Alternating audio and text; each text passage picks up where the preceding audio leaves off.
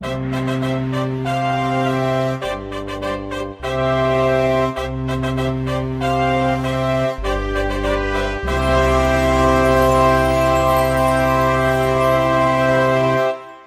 lechuga más cara del universo, de periodismo quijotesco. Hoy encontré una noticia que dice que en 2015 los astronautas cultivaron y se comieron una lechuga en la estación espacial y decidí hacer una investigación quijotesca para intentar comprender por qué algunos medios de comunicación dijeron que este logro era un gran paso para la humanidad. Lo primero que encontré haciendo una búsqueda en Google con las palabras NASA presupuesto 2015 fue que esta lechuga fue la lechuga más cara del mundo y probablemente la lechuga más cara del universo. Y es que según la NASA en 2015 se invirtieron 4.972 millones de dólares en ciencia, 7.881 en operaciones de exploración humana, 706 millones para tecnología espacial, 551 millones en investigación aeronáutica, 89 millones en educación y 3.225 millones en apoyo cruzado a agencias y construcción y remediación ambiental. Resumiendo, que el año en que uno de los mayores logros de la NASA y de la humanidad fue criar una lechuga, la NASA gastó la friolera de 17.424 millones de dólares. 17.424 millones de dólares. Aparte de criar esta costosísima lechuga espacial, que fue el único logro real y comestible ese año, sus investigadores encontraron supuestamente agua en Marte, y los astronautas de la Estación Espacial ISS, conocidos en Internet como los actornautas, lo pasaron genial flotando de un lado para el otro, tocando la guitarra y jugando con bolitas de agua flotadora. Y todo por la módica cantidad de 17.424 millones de dólares. La inteligencia es, según el diccionario, la capacidad de entender o comprender, y no sé si es que yo será que estoy falto de inteligencia, pero no entiendo ni comprendo cómo los científicos se gastan miles de millones de dólares en buscar agua en otros planetas, cuando en el nuestro el 70% es agua. Podríamos encontrar formas de aprovechar esa agua y no tendríamos que ir tan lejos a buscarla. Eligiendo al primer proveedor de semillas de lechuga que aparece en esta búsqueda por Internet, podemos ver que 800 semillas de lechuga italiana cuestan aproximadamente $1, lo cual quiere decir que con 17.424 millones de dólares se podrían comprar 14.424 bolsas de semillas que según la calculadora dan un total de 2.010590208 E20, o lo que es lo mismo, la calculadora no puede calcularlo, tropecientos mil millones de millones de millones de millones de semillas de lechuga que no caben en la calculadora. En mi pueblo, cuando dejas de tener los pies en la tierra y pierdes totalmente el contacto con la realidad y con lo que es importante, los viejos te dicen que estás en la luna o estás en las nubes.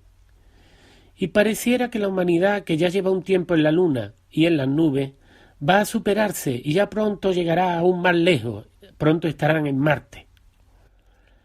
Recobrando la cordura y poniendo los pies en la tierra, cabe preguntarse, ¿no sería más importante para la humanidad sembrar tropecientos mil millones de millones de millones de millones de millones de lechugas que no caben en una calculadora, aquí en la tierra donde crecen más rápido?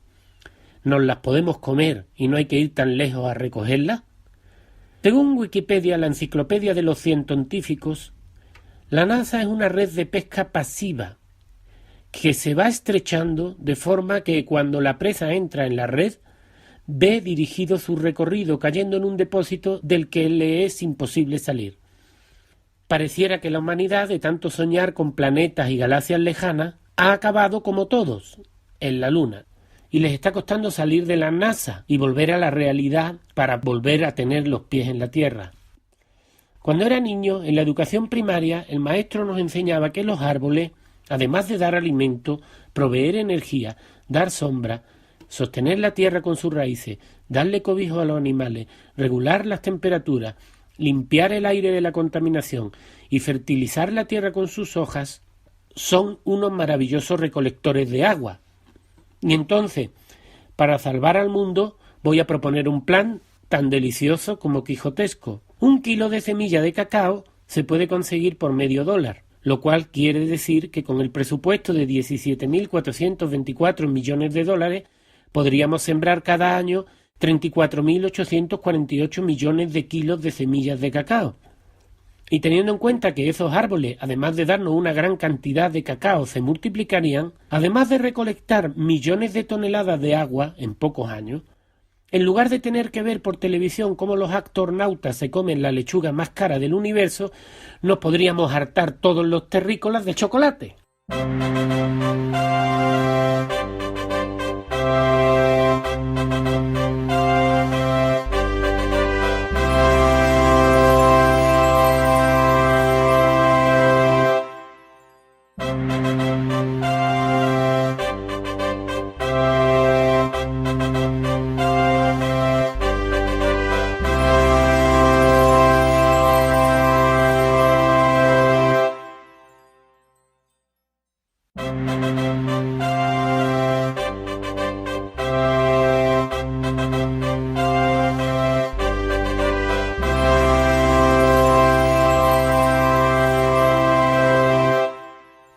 Este año, durante mi visita a Andalucía, un anciano compartió conmigo su teoría de por qué nuestro mundo está como está y me dio permiso para publicarla en este blog sin revelar su identidad.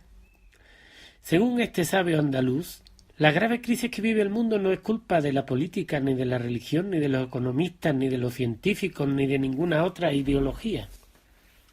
70 años de observación le han llevado a la conclusión de que la culpa de lo que pasa en el mundo la tiene un grupo que él conoce como los pancistas.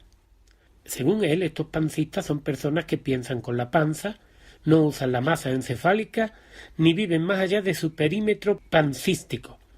Según me explica, el pancismo es la consecuencia de un antiquísimo invento romano conocido como el pan y circo, un sistema que inventaron los patricios para controlar a las masas, y que consiste en llenarle la panza a los pancistas y entretenerlos con juegos deportivos para que se queden tranquilos y no te molesten. El dios principal del pancismo es el dinero y por eso los términos más sagrados para los pancistas son regalado, barato o gratis. Háblale de dinero a un pancista y ya lo metiste en el bote, me dice riéndose a carcajadas. Los pancistas no pueden ser derrotados porque más del 99% de la población tiene rasgos pancísticos y solo un loco afrontaría una lucha tan desigual contra la enorme masa pancista, me dice el anciano sonriendo. Si los pancistas descubren que no piensas como ellos, te hacen el análisis pancístico y a la manera de ellos tú eres gilipollas, un loco y un tonto. Los listos siempre son ellos. El sistema favorito del pancismo es la democracia, sistema en el que los políticos prometen cosas gratis con el discurso yo te voy a hacer, yo te voy a dar, yo te voy a traer, yo te voy a regalar.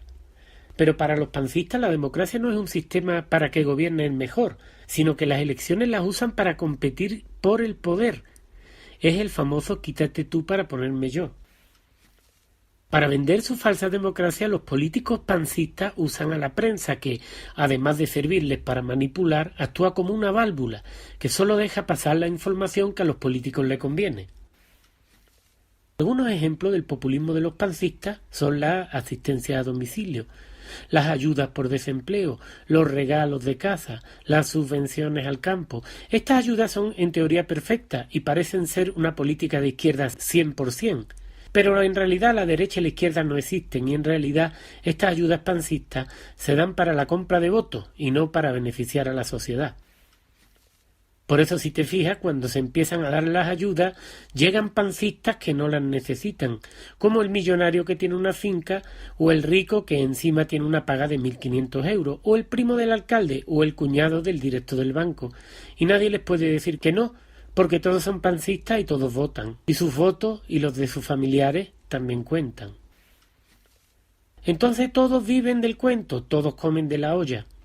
El pancista tiene su paguita, y cuando un amigo lo llama para contratarlo, para pintar una pared o para hacer unas reparaciones, el pancista jamás aceptará ese trabajo, porque ¿cómo va él a perder su paguita?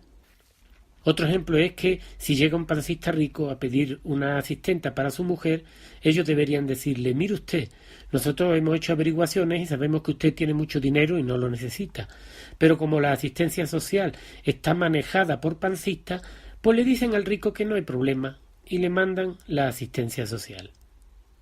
Otro ejemplo grande de cómo funciona el sistema pancista lo vi este mismo año, cuando en un pueblo llegué a tomar fotos de uno de estos museos para un reportaje que estaba haciendo. En la puerta del museo me encontré a un grupo de turistas. Los turistas habían ido a ver el museo como yo y lamentablemente el museo estaba cerrado. Fui al ayuntamiento a preguntar y me dijeron que no hay dinero para contratar a nadie que abra el museo. En la plaza, cerquita del museo, vi un montón de hombres. Estos hombres estaban tomándose su cervecita de las 11 de la mañana. Mi amigo, el teórico pancista, se encontraba conmigo y me dijo: fíjese usted qué curiosa es esta situación. Aquí tenemos el museo cerrado, porque no hay para pagarle a uno para trabajar, y ahí tienes a 40 pancistas hartándose de cerveza gratis que no han trabajado en su vida. El sistema pancista se basa en la explotación. Así que es un sistema en el que el pancista multimillonario explota al pancista burócrata y el pancista burócrata explota al trabajador y así sucesivamente hasta que al final explotarán todos. Los pancistas pobres, igual que los ricos, también explotan al sistema y chupan del bote de las ayudas familiares, el desempleo, la invalidez o cualquier otro tipo de ayuda que le permita no pegar ni golpe y poder jartarse de caña en el bar. Por supuesto que al político pancista, como buen demócrata, no le importa si las ayudas se desvían a personas que realmente no las necesitan, ni tampoco le interesa si esas ayudas traen beneficio para la comunidad. Al político pancista lo único que le interesa es ganar las elecciones y tener a los pancistas contentos para que le vayan a votar. Después de mirar alrededor, asegurándose de que no hay ningún pancista cerca, el anciano me dice en voz baja que este sistema de las subvenciones y ayudas sociales europeos ha creado una masa de parásitos, ilegales, estafadores, aprovechados y delincuentes, pancistas que mete miedo.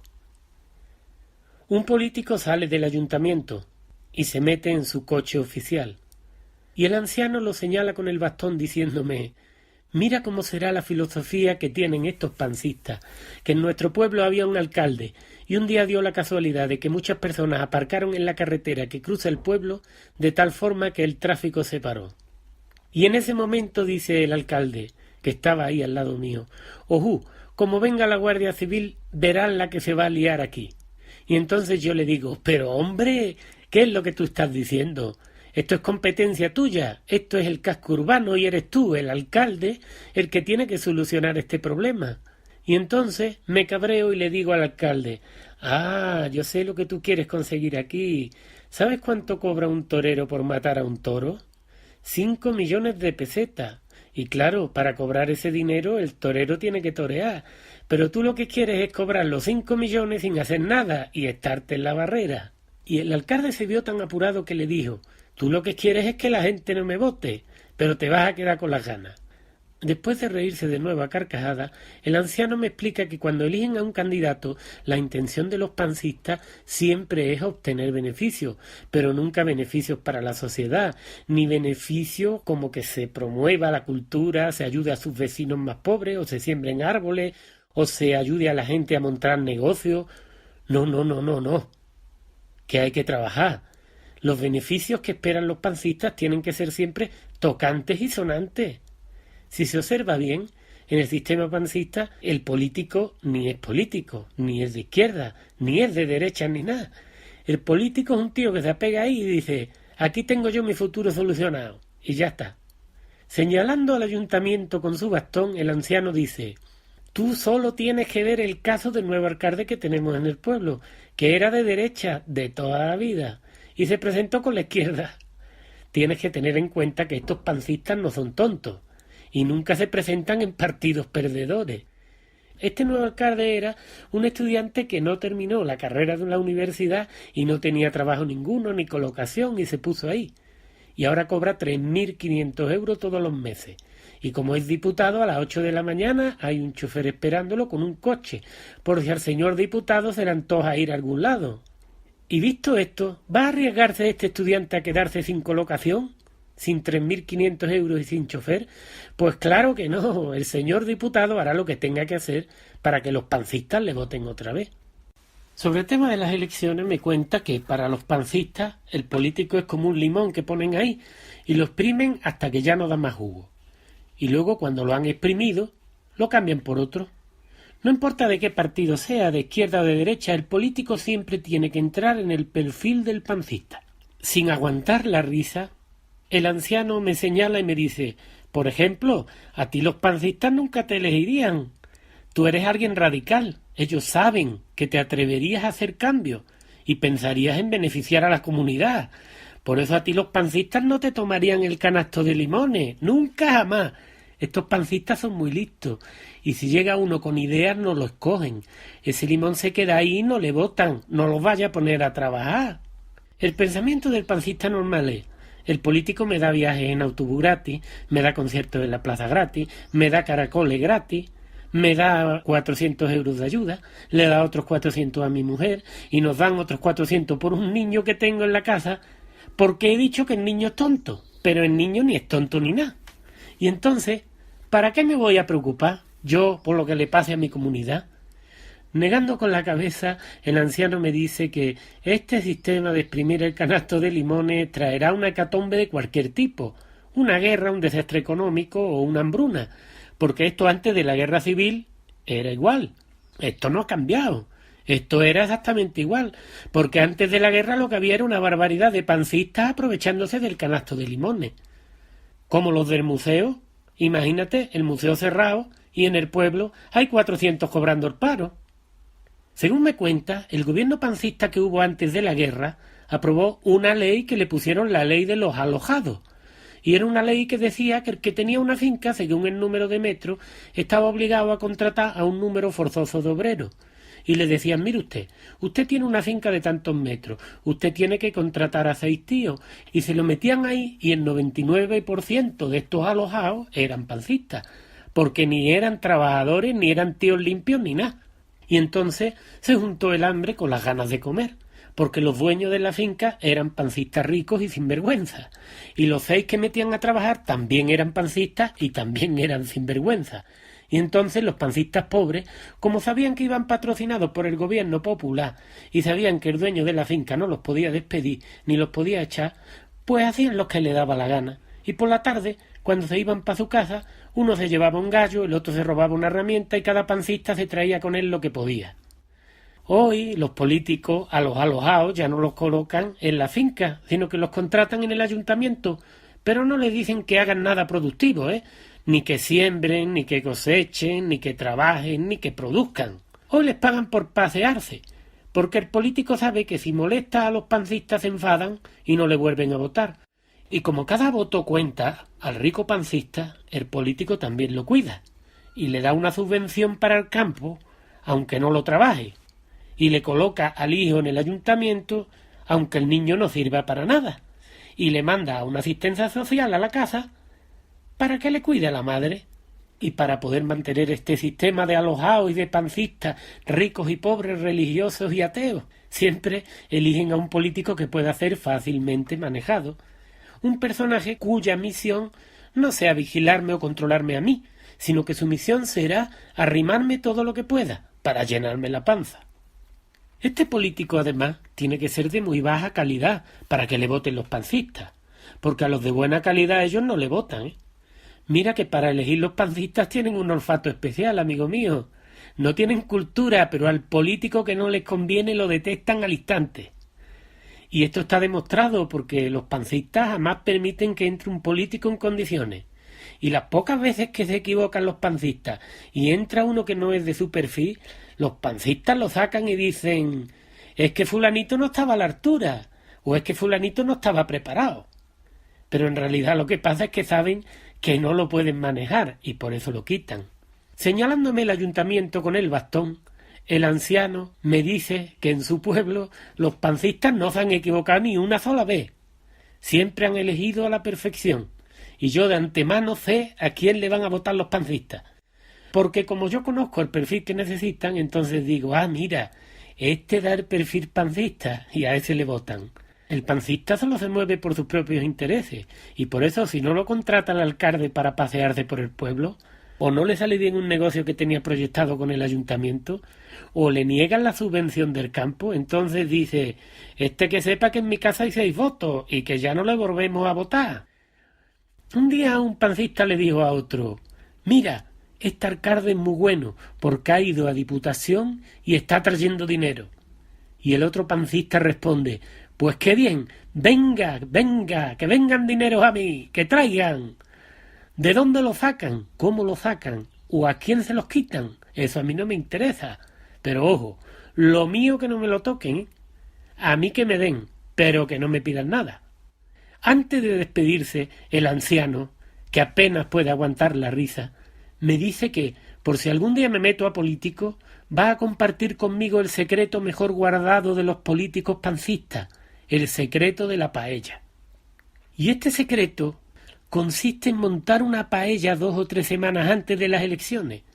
Esta paella debe ir acompañada con unos barriles de cerveza barata y unos altavoces con música fuerte, ya que el ruido les encanta a los pancistas. Cuando los pancistas hayan hinchado las panzas bien con el arroz y estén bien hartos de cerveza, te montas en el escenario y les das una charla prometiéndoles todo lo que se te ocurra, sea posible de realizar o no. Y con esta sencilla receta te habrás convertido en el candidato favorito de los pancistas y habrás ganado las próximas elecciones.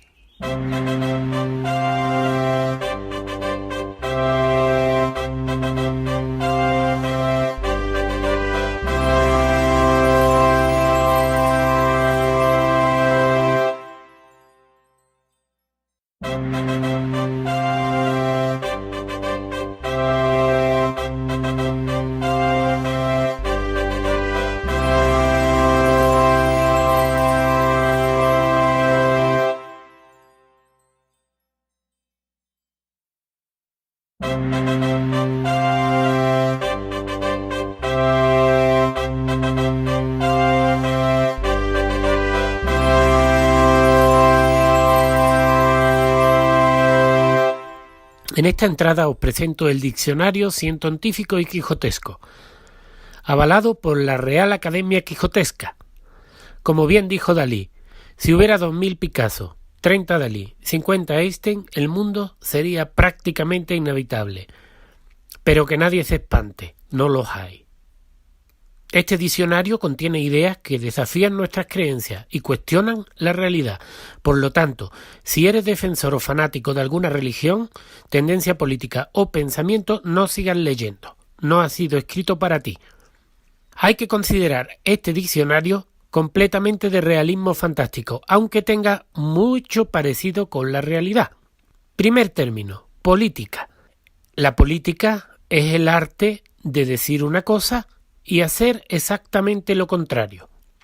Por eso en inglés el gobierno es government, que puede significar gobierno de la mente o más bien gobierno de la mentira.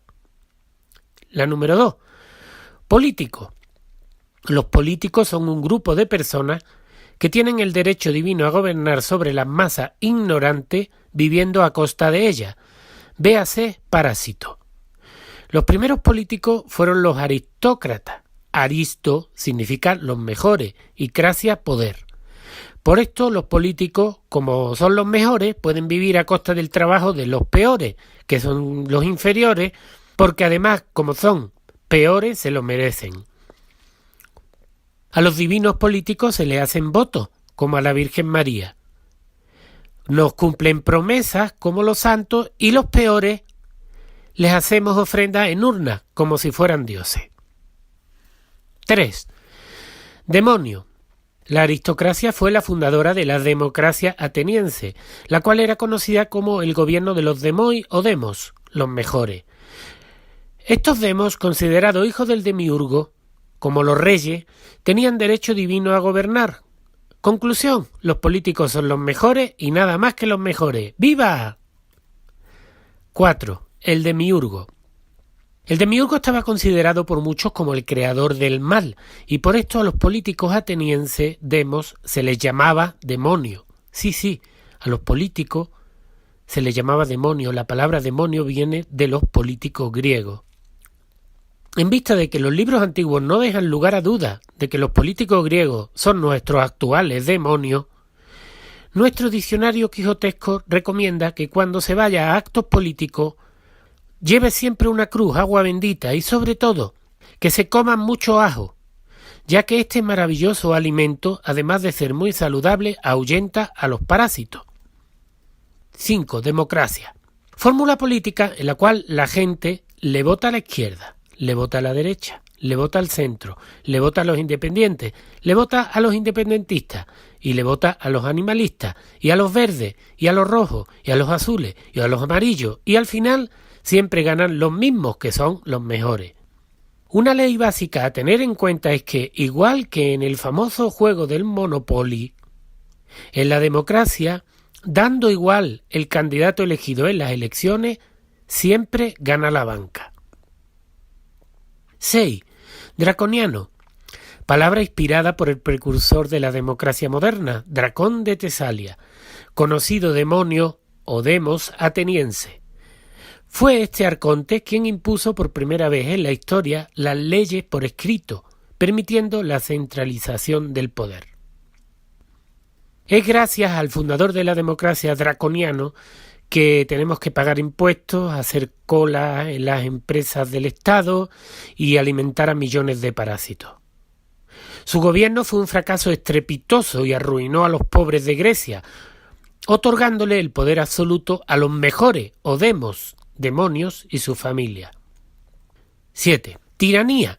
Otro legado de los demócratas atenienses y esbirro del fundador de la democracia, Dracón de Tesalia, quien al entrar en el gobierno, como padre de nuestra actual democracia, centralizó el poder, impuso las leyes por escrito y creó la hoy temida burocracia, que es una hija de la gran democracia.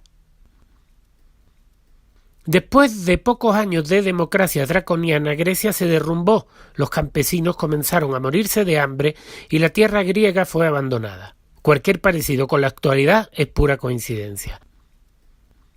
Como no había forma de arreglar el desastre monumental que Dracón había creado, se implantó un gobierno tirano, draconiano y sanguinario. 8. Impuesto de imponer, que significa poner una carga, una obligación u otra cosa. Véase bestia de carga. Después de arruinar Grecia con la democracia y crear la burocracia, sustituyendo la palabra de honor por las leyes escritas, Dracón fue el creador de los impuestos y el papeleo. Por esto, desde este diccionario quijotesco queremos que se reconozca a Dracón, fundador de la democracia, como santo patrón del IVA, del IRPF y de las subvenciones. 9. Olimpiada. Igual que en la actualidad, aburridos de ser los mejores y por tener que trabajar poco, los demos griegos organizaban juegos que se llamaban olimpiadas, en los que mataban su aburrimiento. De paso, los juegos se usaban para entretener a los peores, que al ser inferiores solo tenían derecho a celebrar cuando los mejores ganaban pagando los impuestos correspondientes. Esto lo vemos hoy día en los deportes, como los mejores ganan y los peores aplauden. 10. Parlamento. En la política existe también el parlamento, del francés parler, que significa hablar. Por esto, el parlamento es un lugar donde los políticos van a dar discursos y a parler. Según nuestras investigaciones, hemos concluido que la política es el arte de decir una cosa y hacer exactamente lo contrario. Y como hacer lo contrario significaría, en este caso, mentir, queremos proponer que se bautice a estos lugares de charlas mentirosas como parlamentos, creando el verbo parlamentar con los tiempos. Yo parlamento, tú parlamentes, él parlamiente y así sucesivamente. 11. Unión Europea. Experimento de gran éxito y hacedora de milagros.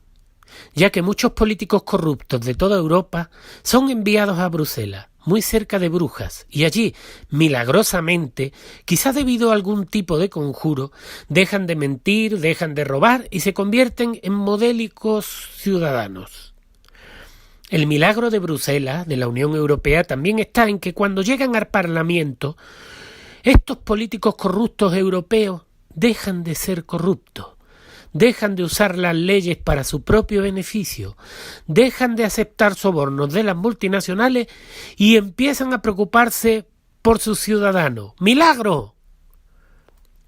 La ONU, con H, probablemente fundada en homenaje a Atila el Huno, es un organismo internacional aún más milagroso que la Unión Europea, donde enormes cantidades de políticos de todo el mundo, algunos de ellos tremendamente incompetentes o descaradamente corruptos, se convierten milagrosamente en ejemplo de honestidad, profesionalidad y aún más milagrosamente, al pisar la sede del organismo, los corruptos se convierten en políticos honrados y decentes. Alabada sea la ONU.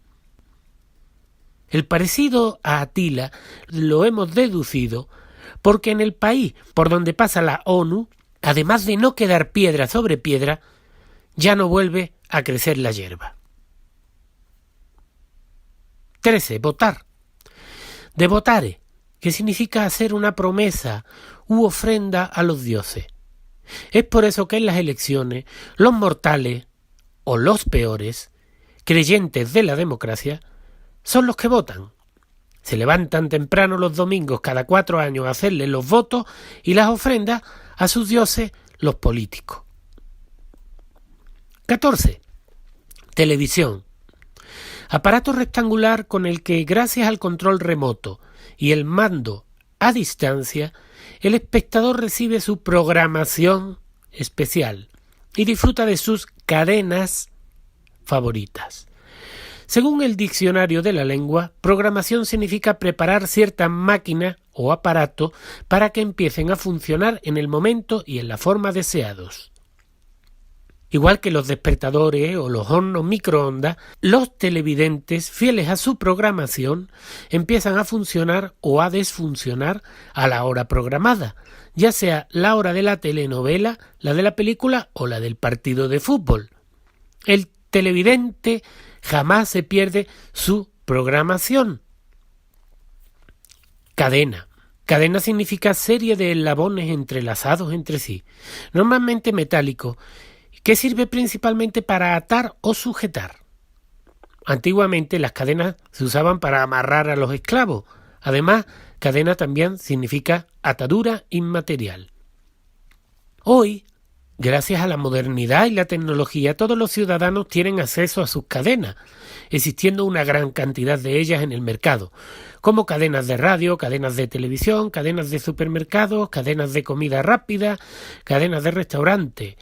Gracias a estos avances, los ciudadanos disfrutan la libertad de vivir encadenados. 16. Control remoto. Aparato que los productores de televisión usan para programar a sus televidentes para que a la hora programada vean la telenovela, el fútbol o la película. Esta programación sirve para mantener al televidente entretenido y que no haga cosas de provecho y, sobre todo, para que no se le ocurra pensar. Al control remoto se le conoce también como el mando a distancia. ¿Lo pillaste? 17. TV o TV. Nuevas pantallas de televisión llamadas Smart TV, que según se ha descubierto recientemente te ven, te escuchan, te graban, te vigilan y te espían. ¿Lo pillaste? 18. Monitor. Antiguamente un monitor era una persona que enseña a realizar una actividad concreta en la que es experta, especialmente actividades deportivas y culturales. Ahora los monitores humanos han sido sustituidos por los monitores de las computadoras, teléfonos y televisiones, porque son mucho más eficaces a la hora de enseñar actividades a los televidentes y al ser máquinas jamás se cansan. 19. Entretenimiento. Ver, te entretengo y te miento. El cine, la radio y la televisión, ahora perfeccionados con el Internet, son la industria del entretenimiento. Entretener viene de entre, inter, en latín, y tener, tenere, lo cual significa dominar o retener. El cine, la radio y la televisión, ahora perfeccionados con el Internet, son la industria del entretenimiento. Entretener viene de entre, inter, en latín, y tener, tenere, lo cual significa dominar o retener. ¿Que la industria del entretenimiento usa cadenas para programar a los espectadores y dominarlos o retenerlos mediante un control remoto o un mando a distancia? No sean mal pensados, que seguro que todas estas coincidencias son una simple casualidad. 20. Diversión. En el lenguaje militar, divertir significa dirigir la atención del enemigo a otra o a otras partes para dividir y debilitar sus fuerzas.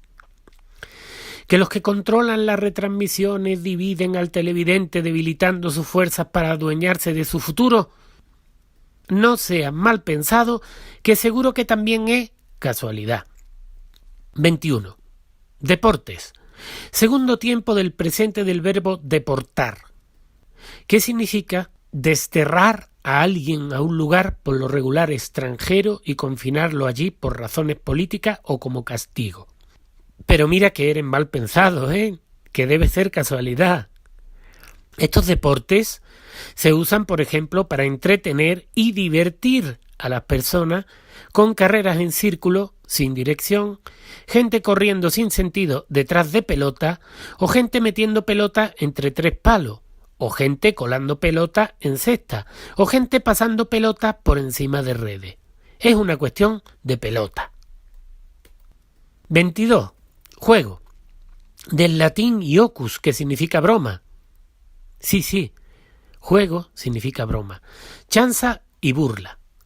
En este caso el juego consiste en que mientras que los peores son entretenidos con juego, los mejores, que son los que juegan, los que mandan, se burlan de ellos pasando leyes, acabando con su futuro y dejándolos sin libertad. Por favor, lo que acabo de decir es pura coincidencia, no es la realidad. 23. Fanático. Del latín fanus, o guardián del templo. Persona de los peores que defiende incluso con violencia a sus dioses, los mejores. Sobre los fanáticos violentos del fútbol llamados ultras, Wikipedia dice: los ultras alcanzaron notoriedad pública en distintos países europeos por el nivel de animación, colorido.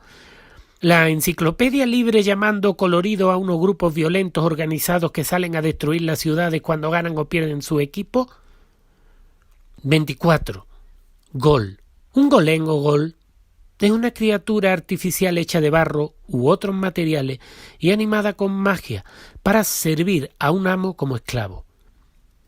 Dicho de otra forma, el gol o golem es algo así como un zombie robot sin alma ni voluntad que actúa sin inteligencia y obedece sin conciencia a sus amos.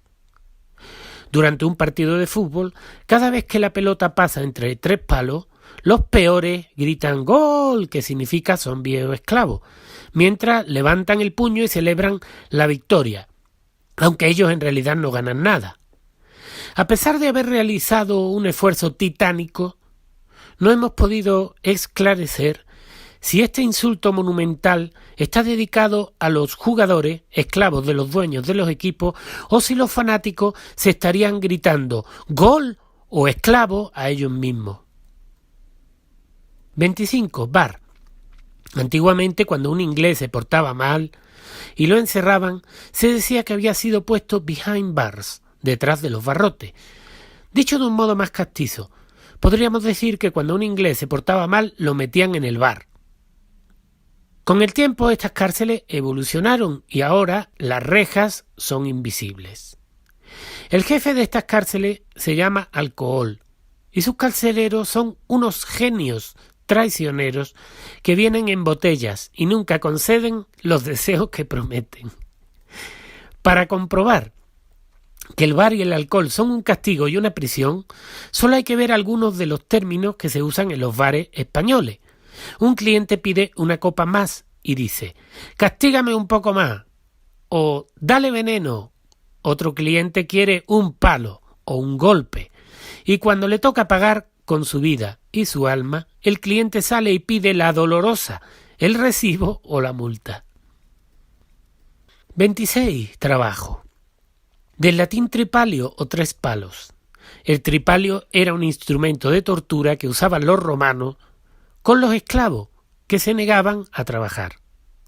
Cada vez que el balón entra en el tripalio, símbolo de la esclavitud, los fanáticos gritan gol, que también significa esclavo, y todos celebran. El guardián que evita que el gol zombie esclavo entre en el tripalio, tortura para esclavos, es el cancerbero, un perro de 3 cabezas que guardaba las puertas del infierno y cuya misión era que los condenados al infierno no pudieran abandonarlo. 27. El marcador. El aparato que cuenta las veces que el gol o esclavo entra entre los 3 palos o tripalios, instrumento para torturar esclavos, se llama marcador, hecho que tiene mucho sentido si se tiene en cuenta que a los esclavos o goles se les marca. 28. Zombie. Sinónimo de golem o gol, que significa en bantú muerto que camina, esclavo o persona que carece de libertad por estar bajo el dominio de otra. Y robot, que viene del checo robota, trabajo forzado, o rabota, servidumbre. 29. El adicto. Del latín adictus.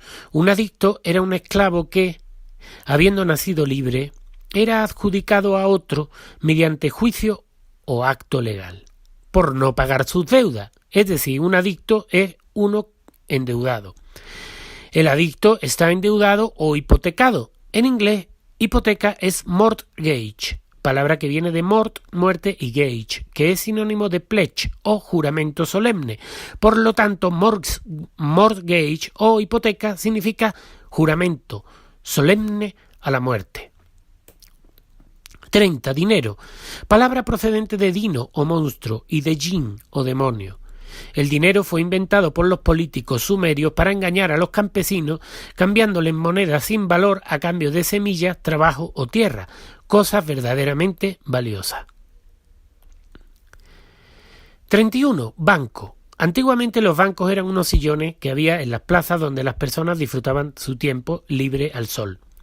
Los bancos hoy son lugares donde los hipotecados desahuciados intentan dormir, si tienen la suerte de que no los vea la policía y los detenga por ser pobres. Otra definición de banco es empresa dedicada a realizar operaciones financieras con el dinero procedente de sus accionistas y los depósitos de sus clientes. Hoy, a muchos de los clientes de los bancos, sobre todo a los que pidieron hipoteca, se les puede reconocer fácilmente porque o están en bancarrota o están en un parque durmiendo en una bancarrota. El dinero es bueno, pero sin moral, el dinero es un demonio. 32. Economía. Viene de la palabra griega okomos, que significa administrar la casa. La administración de estas casas era llevada a cabo por la familia, hasta que aparecieron unos personajes siniestros llamados economistas. Estos economistas, parientes de Atila el Huno, son una mezcla de tecnócrata e intelectual, con H. Son profetas que se dedican a equivocarse en sus predicciones, a dar consejos que, por casualidad, siempre benefician a los ricos y arruinan las casas, dejando a la familia en bancarrota. Cuando algún economista se equivoca y acierta una predicción, le dan el premio Nobel. 33. Ley. Una ley es un precepto dictado por la autoridad competente, en que se manda o prohíbe algo en consonancia con la justicia y para el bien de los gobernados. Como podéis ver, los autores del Diccionario de la Lengua tienen un gran sentido del humor, porque la parte que dice «para el bien de los gobernados» es una broma buenísima. 34. El impuesto. Palabra que viene de imponer, lo cual significa poner una carga, una obligación y otra cosa. Aquí véase animal de carga o bestia o parásito. 35. Ayuntamiento. Una yunta es un par de animales que se capturan, se domestican y se usan como esclavos para trabajar en el campo. Véase, de nuevo, animal de carga o bestia.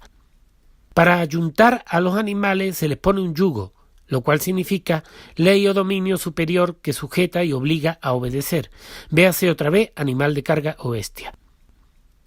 Como ayuntar también significa tener sexo y miento viene de mentir, haciendo un análisis quijotesco podríamos decir que ayuntamiento significa te cojo mientras te miento. El humor es muy importante. Espero no herir sensibilidades ni de los mejores ni de los peores, pero la verdad ha de ser dicha. 36. Diputado. Después de una breve investigación hemos podido constatar que no existe ninguna relación entre las palabras puta y diputado. Os lo prometemos. 37. Gobernar es sinónimo de mandar, de regir, de dirigir y de manejar. La palabra viene del griego kibernao, que significa pilotar una nave. Lamentablemente, aunque para ser piloto de nave hay que estar sumamente preparado, para entrar al gobierno y manejar las naves de nuestra sociedad no hace falta ni experiencia ni preparación. Es muy obvio que por eso nuestra sociedad pareciera ir irremediablemente a la deriva. Haciendo honor a la verdad, tendríamos que mencionar que el timón de esta sociedad no lo llevan los políticos, sino que en realidad lo hacen unos piratas llamados multinacionales que hace ya muchos años que secuestraron las naves. 38. La palabra ministro, no confundir con la nutritiva menestra, viene del latín minister, que significa sirviente, y de menor, menos o mínimo, lo cual significa que estamos en manos de los peores, que sirven a los mejores. Dios nos coja confesado. 39. Cultura. Del latín cultus, o cultivo, que a su vez significa cría o explotación de seres vivos con fines científicos o industriales. Igual que en la agricultura y la ganadería se crían y se cosechan seres vivos, en la cultura se cosechan mano de obra y cerebro. Para otros cultivos, véase jardín de niños. 40. Monocultura. En el monocultivo se deforestan grandes extensiones de terreno. Se siembran de un solo producto para que las máquinas puedan realizar todas las labores y se arrojan toneladas de químicos que arrasan con la tierra y secan y la desertizan. En la monocultura mental, que cultiva el campo de la mente, se usa a los intelectuales y a los científicos monotemáticos, especializados en una sola cosa, con la intención de crear un gran desierto de la mente y evitar el conocimiento verdadero, que está en la diversidad. Esta monocultura monotemática se abona, igual que en monocultivo, con muchos químicos, películas y espectáculos deportivos. En la monocultura, a diferencia de los monocultivos, la masa que pierden no es forestal, es masa cerebral, sobre todo porque debido al ambiente minimalista, repetitivo, programado y monótono en el que viven, muchos se olvidan de cómo se utilizan su cerebro. 41. Red o nasa. Una red es un aparejo hecho con hilo, cuerda o alambre trabado en forma de mallas y convenientemente dispuesto para pescar, cazar, cercar, sujetar, etc. Y también significa ardido engaño de que alguien se vale para atraer a otra persona. Las redes actuales con las que se engaña, se atrae y se atrapa a las presas se llaman redes sociales y están hechas de cable y circuito. 42. Web o telaraña. Malla de hilos finos construida por la araña para cazar a su presa y como sistema complejo de elementos interconectados que son percibidos como una trampa o un peligro. Como la red es gratis, los científicos que aman lo regalado se meten ellos solos en la web. 43. Informática. De informar, que como término filosófico significa dar forma sustancial a algo. Por esto, la computadora se ha convertido en el tractor de la monocultura mental, una máquina capaz de arar un cerebro sano, sacándole todo el fruto posible y moldearlo a su antojo. 44. Ordenador. Significa aquel que ordena, y que pone orden. Y ordenar significa poner en orden una cosa, mandar, encaminar y dirigir a un fin. ¿Ya lo pillaste? 45.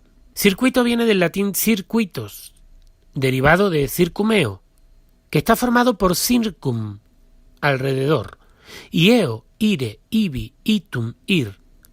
En el diccionario, circuito se define como camino o recorrido que regresa al punto de partida, es decir, dar vuelta hacia ninguna parte. La televisión, por ejemplo, transmite su programación y sus cadenas en un circuito cerrado o sin salida.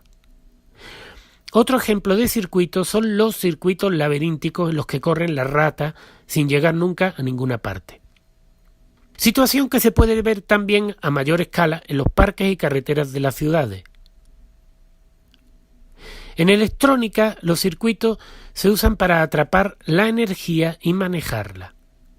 Por eso, para controlar la energía y los movimientos de los peores, se usan también circuitos, como el circuito de motos, circuito de bicicleta, circuito de coche, y así manteniéndolos en el circuito, en el circumeo, en el circo.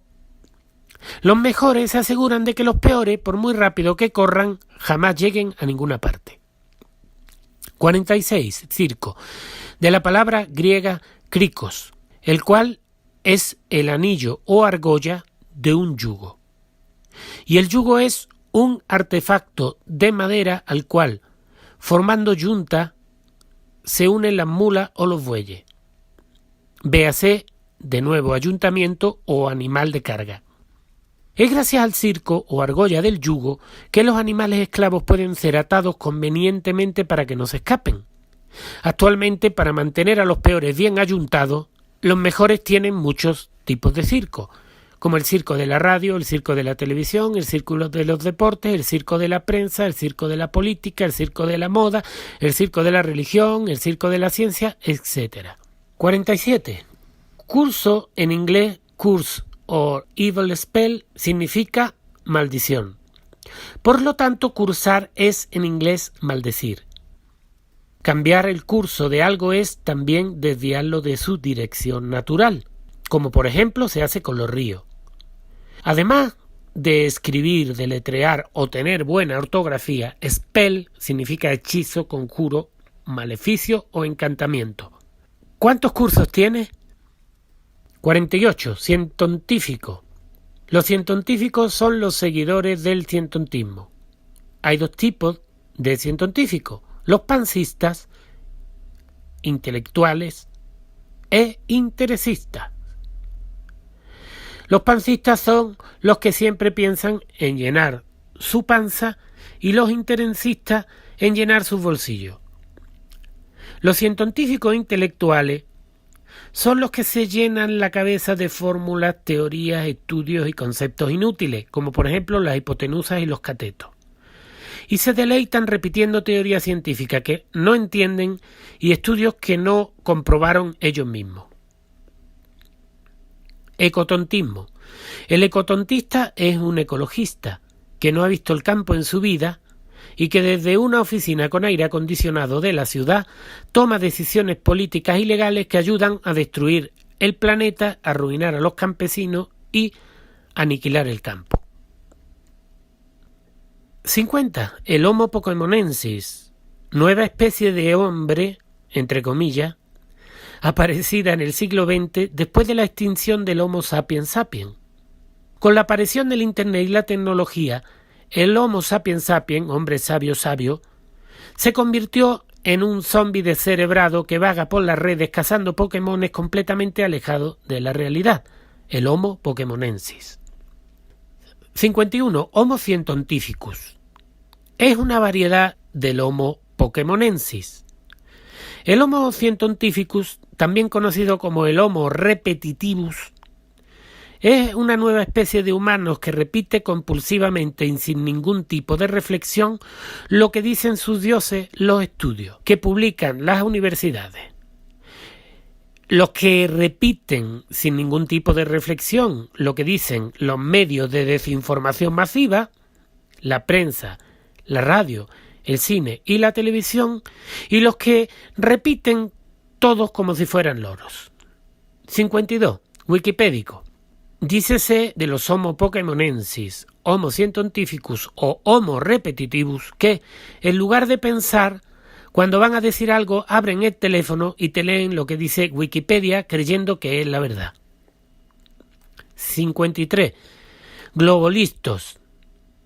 Los globolistos son la élite de los pancistas interesistas. Estos personajes, los mejores de los mejores, gobiernan desde la sombra usando a sus títeres, los izquierdistas, los derechistas, los socialistas, los comunistas, los democratistas, etc. Grupos que, como en el juego del Monopoly, siempre acaban cayendo en la casilla de la banca, que manejan, por supuesto, los globalistas, y ya sabemos que la banca siempre gana. 54. Escuela, del griego antiguo skole, que significa tranquilidad y tiempo libre. Tranquilidad y tiempo libre. Actualmente, además de haber recibido la maldición de los cursos, los niños, en lugar de disfrutar de su tiempo libre o escuela, pasan la infancia encerrados en aulas y alejados de sus padres. Aula viene del latín y significa patio cercado, y que en realidad es una jaula pero con el techo abierto. El aula se usaba para encerrar a los animales de yunta, véase bestia, animal de carga o ayuntamiento. 55. Clases. Las horas que los niños pasan en la aula, jaula sin techo, recibiendo la maldición curse de tener que perder su tiempo libre, escuela, se llaman clases. Véase government, gobierno de la mente. Clase viene del latín classis, que era la convocatoria o división por grupos de edad que se hacía del pueblo romano cuando se reclutaba para la guerra. Véase lucha de clases. Divide y vencerá, dijo el César. Como vimos antes, la sociedad está dividida en dos clases, los mejores, los políticos y los peores, que son el rebaño de los globalistas. 55. Diccionario. Herramienta indispensable para el cultivo de la monocultura mental. Viene del latín dictionarium o dictionarios, y este de dictio, acción de decir, dicho, expresión o palabra. El primero en usar dictionarius fue Juan de Garlandia, 1195-1272 después de Cristo. Apodado, ironías de la vida, el inglés. ¿Quién lo explicó así? Se llama diccionario a ese librillo de las expresiones necesarias que cualquier estudiante se obliga a retener firmemente en el armarito de su memoria para estar preparado para una más fácil construcción de su discurso. Por lo tanto, hemos llegado a la conclusión de que el diccionario es la Biblia del Homo repetitivus. 57. Actornauta. Es un personaje que viaja por el espacio en busca de agua cuando en el planeta hay un 80% de agua. A los actornautas les encanta meterse en la NASA, red de pesca o mentira, y gastar miles de millones para tocar la guitarra flotando en el espacio o hacer burbujas para evitar el aburrimiento en sus vanas y absurdas y carísimas misiones. 58. Government o gobierno. De las palabras govern o gobierno y mente o mentira.